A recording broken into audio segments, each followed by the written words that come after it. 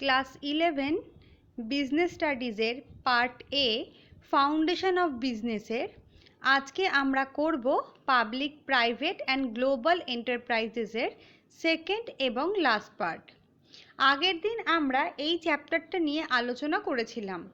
আজকে আমরা যেখান থেকে শুরু করব সেটা হচ্ছে গভর্নমেন্ট কোম্পানি বা সরকারি কোম্পানি।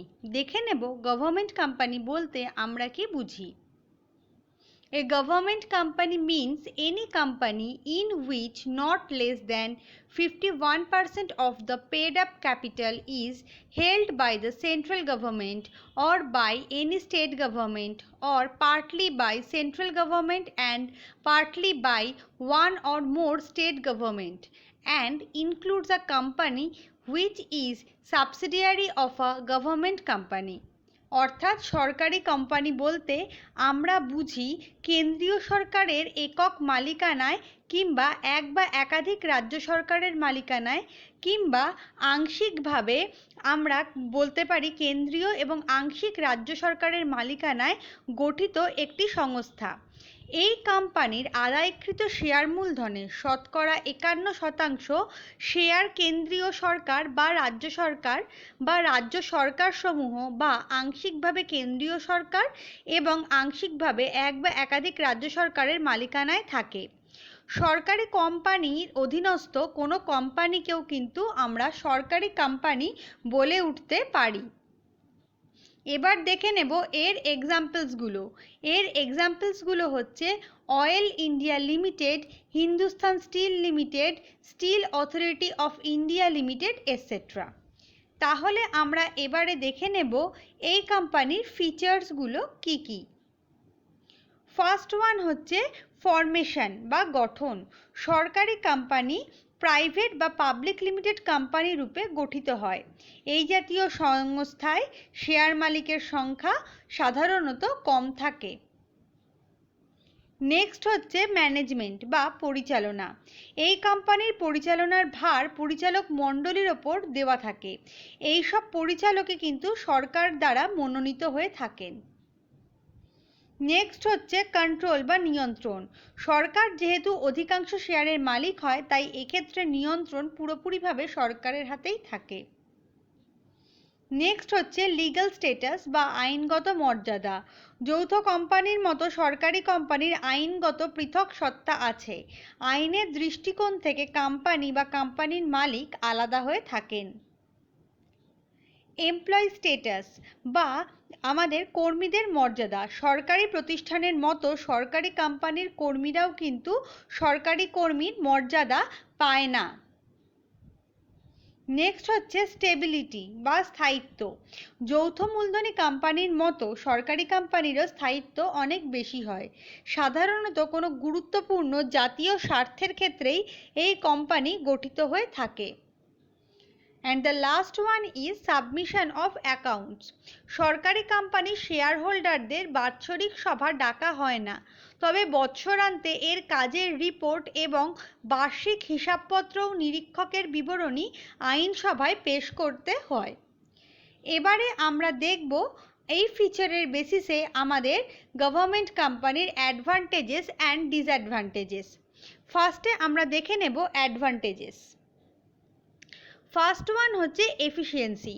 সরকারি কোম্পানি প্রধানত ব্যবসা বাণিজ্যের নীতি অনুযায়ী পরিচালিত হয় বলে অন্যান্য ধরনের সরকারি উদ্যোগের থেকে এদের কর্মক্ষমতা অনেক বেশি থাকে। নেক্সট হচ্ছে অটোনমি বা স্বাধীনতা। কোম্পানি পরিচালনার ব্যবস্থা সরকারি বাঁধাধরা নিয়ম অনুযায়ী পরিচালিত হয় না, তাই এক্ষেত্রে কাজের ক্ষেত্রে বা পরিচালনায় স্বাধীনতা থাকে, ফলে দ্রুত সিদ্ধান্ত নিতে সুবিধা হয়। লিটল এফেক্ট অফ রেড ট্র্যাপিজম, অর্থাৎ এক্ষেত্রে প্রত্যক্ষ সরকারি নিয়ন্ত্রণ থাকে না বলে আমলাতান্ত্রিক মনোভাব, দীর্ঘসূত্রতা এবং রেড ট্র্যাপিজমের যে প্রবলেম সেটা কম্পারেটিভলি কম হয়ে থাকে। নেক্সট হচ্ছে প্রক্রিওরমেন্ট অফ ক্যাপিটাল বা মূলধন সংগ্রহ। এই জাতীয় সংস্থার মূলধন সরকারকে দিতে হয় না, বেসরকারি ব্যক্তিদের কাছে শেয়ার বিক্রি করে কোম্পানি প্রয়োজনীয় মূলধন সংগ্রহ করে থাকেন। নেক্সট হচ্ছে সেপারেট এন্টিটি বা পৃথক সত্তা। যৌথ মূলধনী কোম্পানির মতোই এদের পৃথক সত্তা থাকে, সেই জন্য দৈনন্দিন কাজ পরিচালনায় নিজেদের স্বাতন্ত্র্য বজায় রাখা সম্ভব হয়। নেক্সট ওয়ান হচ্ছে ফ্লেক্সিবিলিটি বা নমনীয়তা। যদিও এ ধরনের কোম্পানি পরিচালনার জন্য ভারতীয় কোম্পানি আইন বেশ কিছু নির্দেশ দিয়েছেন, তা সত্ত্বেও কিন্তু সরকারি বাঁধাধরা নিয়ম সবসময় পালন করবার প্রয়োজন হয় না। নেক্সট হচ্ছে আমাদের স্টেবিলিটি বা স্থায়িত্ব। বেসরকারি কোম্পানির তুলনায় সরকারি কোম্পানির স্থায়িত্ব অনেক বেশি হয়। সরকার যদি পরিবর্তনও হয়, তবুও কিন্তু এই সমস্ত কোম্পানির অস্তিত্বে সংকট হয় না। এবারে আমরা দেখে নেব আমাদের ডিসঅ্যাডভান্টেজেসগুলো। First one is inefficient management. সরকারি কোম্পানি পরিচালনায় নিযুক্ত অনেক উচ্চপদস্থ কর্মচারী কারবারি জ্ঞানে কিন্তু অনভিজ্ঞ হতে পারেন এবং আমলাতান্ত্রিক মনোভাবাপন্ন হন, ফলে পরিচালনায় দক্ষতার অভাব লক্ষ্য করা যায়। নেক্সট হচ্ছে পলিটিক্যাল ইন্টারফেয়ারেন্স বা রাজনৈতিক হস্তক্ষেপ। যদিও সরকারি কোম্পানি তত্ত্বগত দিক দিয়ে সব ধরনের রাজনৈতিক হস্তক্ষেপের ঊর্ধ্বে থাকে, তা সত্ত্বেও বাস্তবে রাজনৈতিক দল কিন্তু এদেরকে কন্ট্রোল করতে পারেন। ল্যাক অফ ইন্ডিভিজুয়াল ইনিশিয়েটিভ, অর্থাৎ সরকারি কোম্পানিতে পরিচালকদের মালিকানায় কোনো অংশ থাকে না।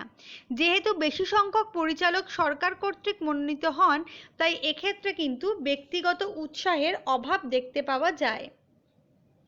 ওয়ান্ট অফ জব সিকিউরিটি বা কর্মীদের নিরাপত্তার অভাব। সরকারি কোম্পানির কর্মচারীরা পুরোপুরি মাত্রায় সরকারি কর্মচারী বলে গণ্য হন না।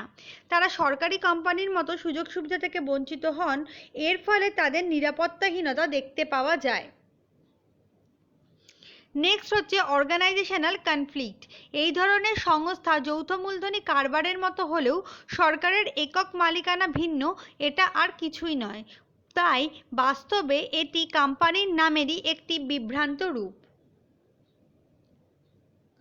নেক্সট হচ্ছে loss of interest of shareholders. এখানে কি বলছে, সরকারকে ছাড়া ব্যক্তি এবং প্রতিষ্ঠান সরকারি কোম্পানির শেয়ার ক্রয় করে তারা সংখ্যালঘু শেয়ার মালিক হিসেবে বিবেচিত হন, ফলে কোম্পানির ব্যবস্থাপনায় তারা বিশেষ প্রভাব ফেলতে পারেন না। এক্ষেত্রে তাদের স্বার্থহানি ঘটে। এটা গেল আমাদের সরকারি কোম্পানির একটা তোমাদের কাছে পিকচার। তোমরা বইতে এক্ষেত্রে বিভিন্ন যে আমরা পড়েছিলাম বিভাগীয় সংগঠন, বোর্ড ব্যবস্থাপনা, বিধিবদ্ধ কোম্পানি এবং সরকারি কোম্পানি, এই যে বিভিন্ন আমাদের পাবলিক সেক্টরের যে ডিফারেন্ট ফর্মস রয়েছে, তার ক্লাসিফিকেশানও কিন্তু পেয়ে যাবে।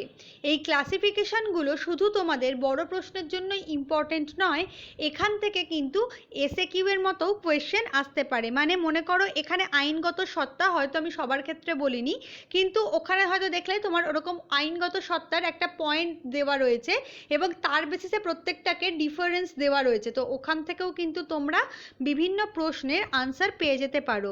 শুধু তাই নয়, এক্ষেত্রে আমাদের যে 4টে ফর্ম রয়েছে, সেই 4টে ফর্মের মধ্যে যে তুলনামূলক আলোচনা আসবে এরকম নয়, এর থেকে যে কোনো 2টো বা 3টে ফর্ম তুলেও কিন্তু তুলনামূলক আলোচনা আসতে পারে।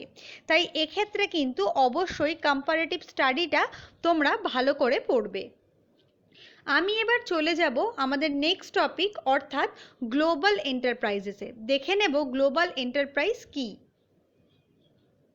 Global enterprises are huge industrial organizations which extend their industrial and marketing operation through a network of their branches in several countries.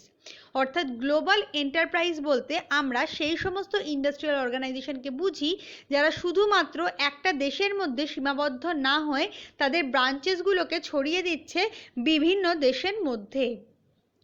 MNCs are in a position to exercise massive control on the world economy because of their capital resource, latest technology and goodwill. এই যে global enterprise, এগুলোকে আমরা কিন্তু multinational কোম্পানিজও বলে থাকি। এরা world ইকোনমিতে একটা বিশেষ প্রভাব বিস্তার করছে কারণ তাদের হিউজ ক্যাপিটাল সোর্সেস রয়েছে, তাদের টেকনোলজি অনেক আপগ্রেডেড, শুধু তাই নয় তাদের নিজস্ব গুডউইল রয়েছে। এক্সাম্পলস দেখো, এখানে আমরা বলেছি ইউনিলিভার লিমিটেড, কোকা কোলা, বাটা, স্যামসাং এটসেট্রা। এগুলো ছাড়াও কিন্তু বহু গ্লোবাল এন্টারপ্রাইজেস রয়েছে। তাহলে আমরা এবার দেখে নেব এই সমস্ত সংস্থার ফিচার্সগুলো কি কি। ফার্স্ট হচ্ছে জায়েন্ট সাইজ। বুঝতেই পারছো, যেহেতু এটার শাখা একটি দেশে সীমাবদ্ধ নয়, সেই জন্য এগুলোর আকৃতি বিশাল হয়, ফলে এদের সম্পদ, মূলধন এবং বিক্রয়ের পরিমাণও কিন্তু অনেক বেশি হতে পারে। নেক্সট হচ্ছে ইন্টারন্যাশনাল অর্গানাইজেশনস বা আন্তর্জাতিক সংগঠন। যেহেতু বহু দেশের মধ্যে এদের কার্যকলাপ ছড়িয়ে দেওয়া হয়, সেই জন্য এদের উৎপাদন, বিপণন এবং অন্যান্য সহায়ক কার্যাবলীও বিভিন্ন দেশের মধ্যেই ছড়িয়ে যায়। সাধারণত এরা বিভিন্ন দেশের সহযোগী সংস্থা, অধীনস্থ সংস্থা হিসেবেই কাজ করে। তাই শুধু তাই নয়, অনেক জায়গায় এরা নিজেদের ব্রাঞ্চেসও খুলে রাখে। নেক্সট হচ্ছে আমাদের প্রফেশনাল ম্যানেজমেন্ট। যেহেতু এই সমস্ত সংস্থার ব্যবস্থাপনা অত্যন্ত দক্ষ না হলে এদের বিস্তার ঘটানো সম্ভব নয়, সেই জন্য এই ক্ষেত্রে আমাদের দক্ষ, অভিজ্ঞ এবং প্রশিক্ষণপ্রাপ্ত ম্যানেজমেন্টের দরকার হয়ে থাকে। নেক্সট হচ্ছে সেন্ট্রালাইজড কন্ট্রোল। এটা একটা দেশে গড়ে ওঠে, সেখানে রেজিস্টার্ড হয়, তারপরে কিন্তু এই সমস্ত অর্গানাইজেশনসগুলো নিজের দেশের সীমা ছাড়িয়ে অন্য জায়গায় চলে যায়, কিন্তু এর মেন কন্ট্রোল কিন্তু হেড অফিসেই হয়ে থাকে, সুতরাং এর যে কন্ট্রোল সেটা সেন্ট্রালাইজড থাকে। নেক্সট হচ্ছে অলিগোপলিস্ট পাওয়ার বা অল্প সংখ্যক ব্যক্তি ক্ষমতার অধিকারী। বহুজাতিক সংস্থাগুলোতে কিছুমাত্র লোক দ্বারা পরিচালিত হয়। এই ব্যক্তিরা অবশ্যই ব্যবস্থাপনার উচ্চস্তরে থাকেন এবং প্রভূত ক্ষমতার অধিকারী হন। এই সমস্ত সংস্থার আর্থিক শক্তি খুব বেশি হওয়ার ফলে বাজারে এরা বিশেষ প্রভাব বিস্তার করতেও সমর্থ হয়। নেক্সট হচ্ছে মডার্ন টেকনোলজি বা আধুনিক প্রযুক্তি।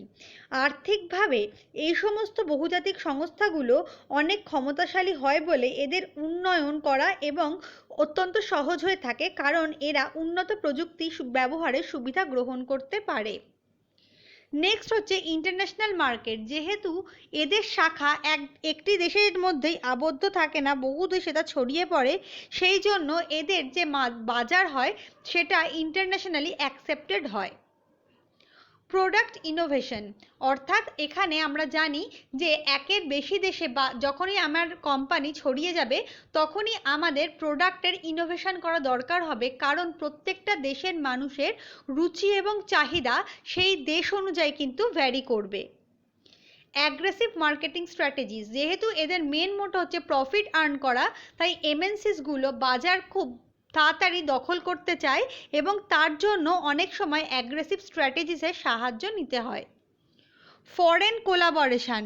ফরেন কোলাবোরেশন কি বলছে, যে বিদেশি সহযোগিতায় এরা সাধারণত বিদেশের কোনো সংস্থার সাথে চুক্তিবদ্ধ হয়ে কারবার চালায়। এই চুক্তির মাধ্যমে এরা উন্নত প্রযুক্তি, উৎপাদিত পণ্যের নাম, উৎপাদিত পণ্যের পদ্ধতি প্রভৃতি ব্যবহারের সুযোগ পায়। নেক্সট আমরা চলে যাব আমাদের জয়েন্ট ভেঞ্চারে বা যৌথ উদ্যোগে। জেনে নেব যৌথ উদ্যোগ বলতে আমরা কি বুঝি। When two businesses agree to join together for a common purpose and mutual benefit, it gives rise to a joint venture.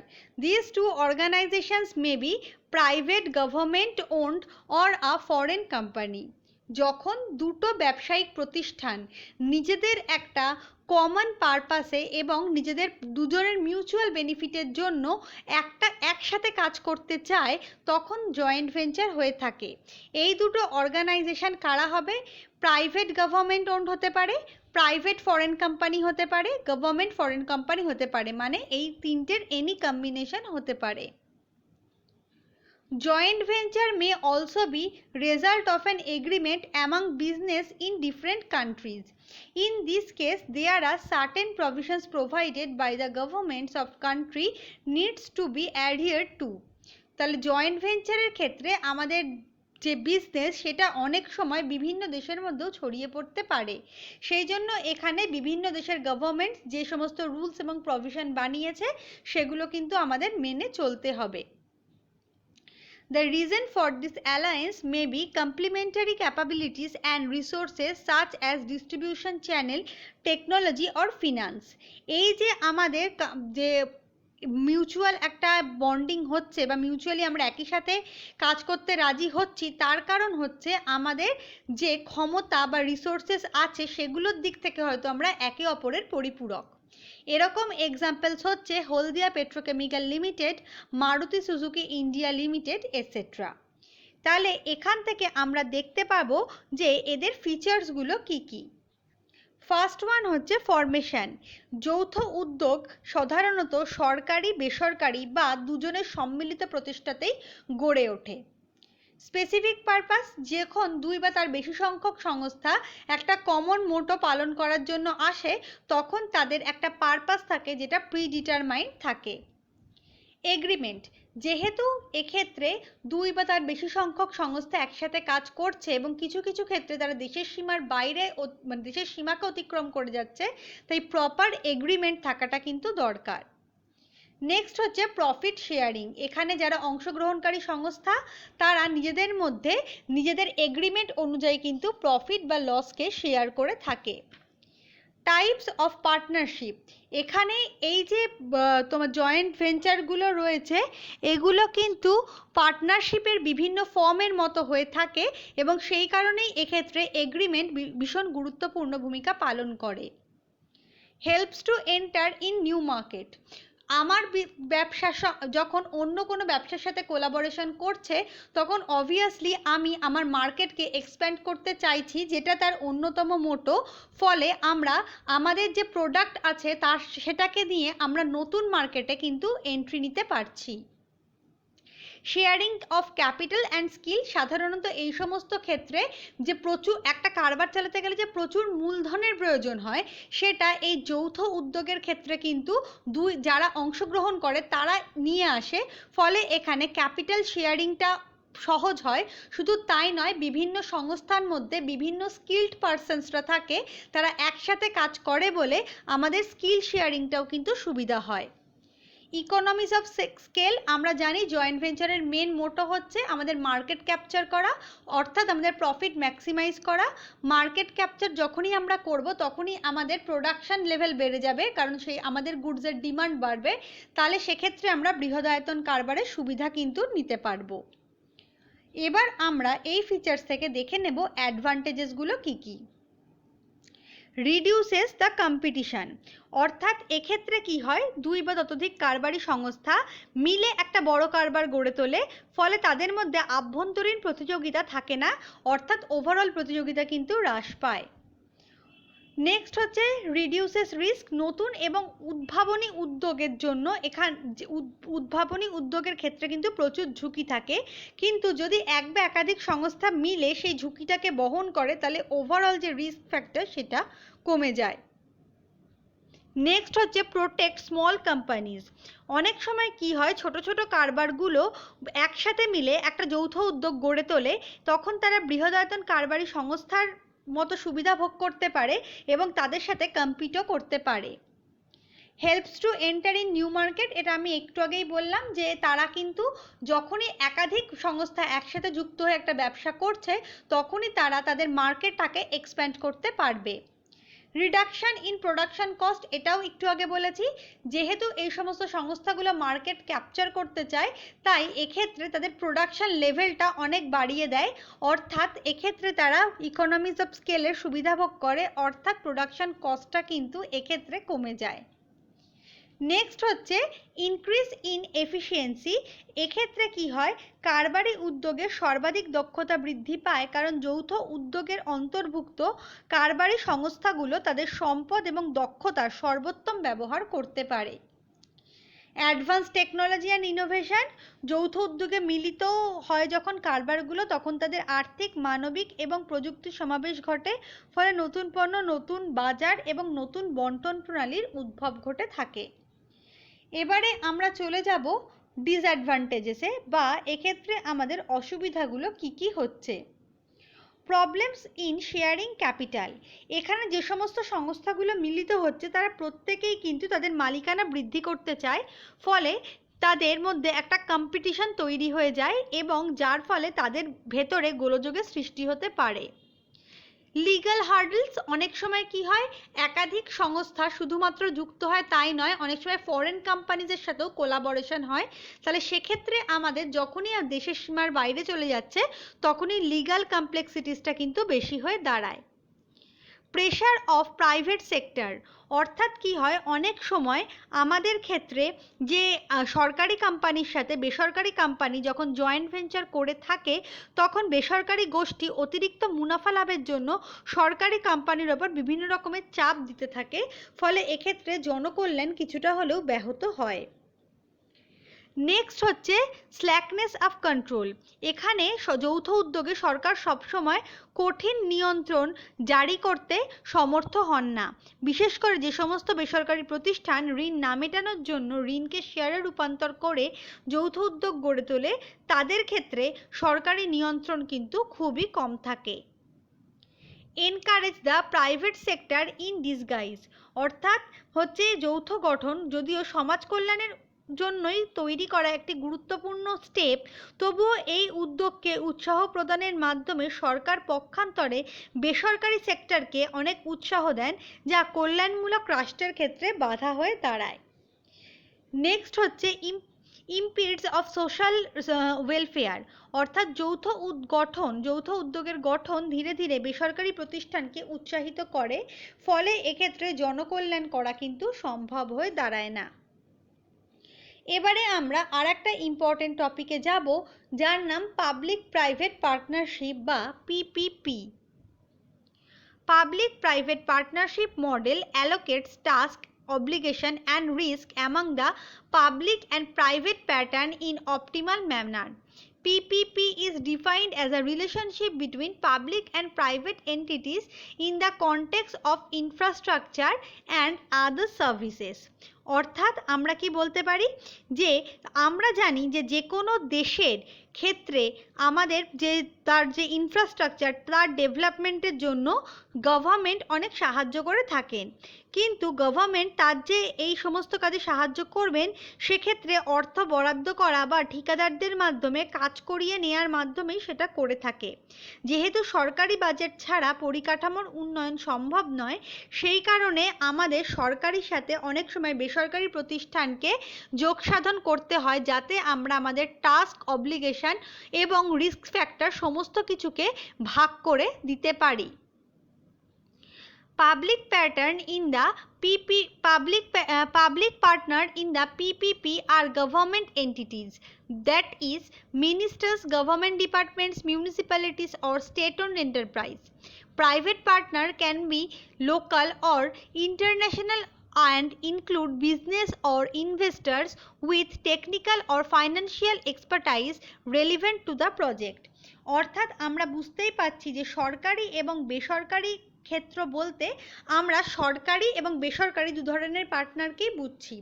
সরকারি পার্টনার বলতে আমরা যেমন গভর্নমেন্ট ডিপার্টমেন্ট, মিউনিসিপ্যালিটিস বা কোনো স্টেট ওন্ড এন্টারপ্রাইজকে বুঝবো, ঠিক সেরকমভাবেই প্রাইভেট এন্টারপ্রাইজ বলতে আমরা সাধারণত লোকাল বা ইন্টারন্যাশনাল কোনো এন্টিটিসকে বুঝবো।